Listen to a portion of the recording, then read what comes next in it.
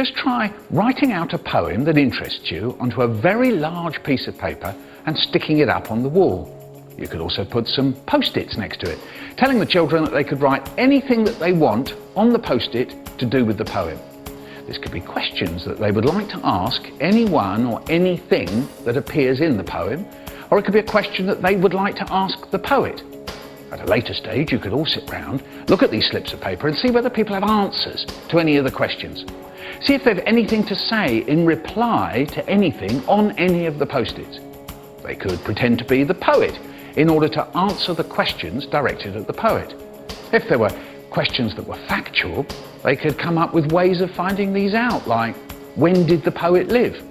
After a week, take down that poem, put up another one. Here's the second thing. Read poems to the class when they know that you can't set them any work. That is, just before breaks or at the end of the day. A poetry swap where you take it in turns to read poems. So the teacher reads one, a child reads one. That way you don't simply keep repeating the same kinds of poem. You could encourage anyone who reads to say why they actually chose that poem. Take a poem and work out a way of turning it into a poster that could go up on the wall in the school for a while. The more often these change, then children in the school get the idea that there are hundreds of poems out there and you don't have to just stick with just a few. Poems are great ways to start work on other art forms. Pottery, painting, dance, drama, music, film.